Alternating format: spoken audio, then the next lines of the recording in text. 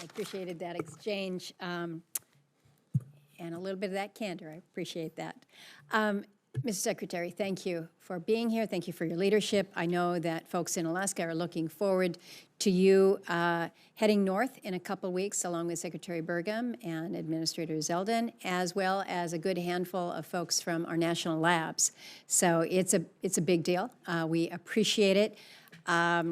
I had a chance this morning to have Secretary Burgum before our Interior Appropriations Subcommittee, and well, he didn't outline some of the initiatives that may be unfolding when you are up there. I hope that you take the time to really get close to those that are making things happen on the ground. I know they're going to have some questions to you about the status of some of the programs through Department of Energy, and I hear what you're saying about you're not freezing anything, but there is review that's going on. I know one of the proposals that people are anxious about is the Carbon Safe Phase 3 up north. This is what they're working on the North Slope with regards to a carbon project that helps to facilitate and really enhance the build out of our oil operations up in the North Slope. So you'll be hearing those questions from folks, and I know you're going to be teed up on it.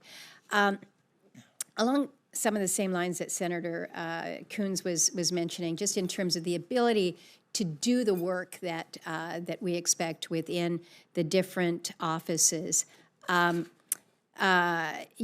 noted in your opening comments just the great innovation that we have seen in oil and gas and in coal and how we're moving that forward. We've also seen that within the renewable energy space, and the EERE is looking at a cut here. You're going to have reductions in forces in that department. I reminded Secretary Burgum in a prior conversation that as rich as we are in our oil, in our gas, and in our coal, so many of our communities are so isolated. They will never, ever, ever be part of anybody's grid. And so the successes that we have seen with microgrids and how you take a little bit of wind and a little bit of solar and a little bit of, call it a run of river, or maybe you have some good storage. We are pioneering, we are imagineering in ways that people can't begin to appreciate. And some of the folks within your national labs have come up and seen it and remarked on it. So just know that we're looking at the cuts to EERE. I'm a little worried that perhaps things like microgrids get left behind. This will be the energy security for so many areas that have to figure it out on their own. They won't have the opportunity to plug into Alaska's natural gas. And so I'm putting that out there to you.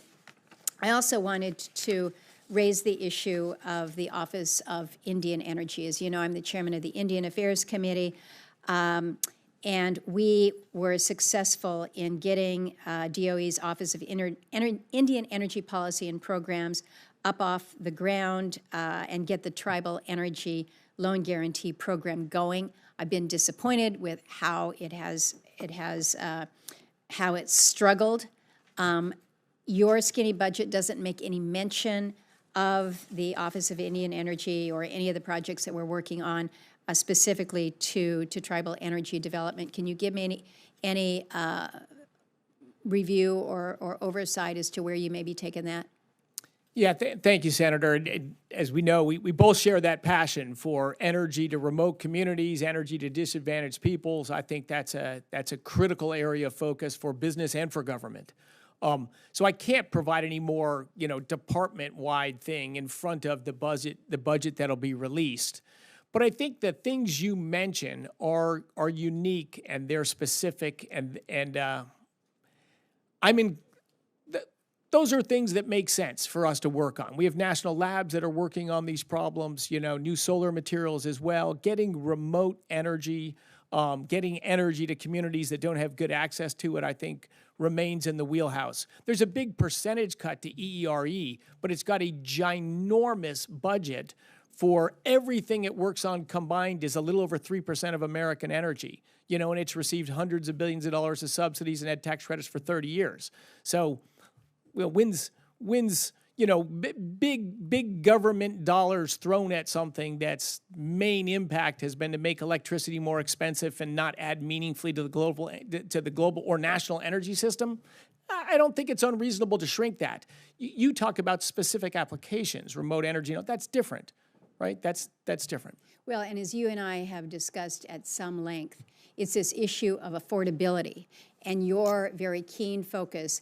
It has to be, the energy has to be accessible, yes, but we've got to focus on the affordability place. Many people fail to appreciate, because we've got such extraordinary resources, that we pay some of the highest energy costs in the United States in our state. And so everything that we can do to find those unique, discrete energy solutions, and this is why we count on some of the really bright people around here to make it happen. Thank you, Mr. Chairman. Thank you. Senator Ossoff. Thank you, Mr.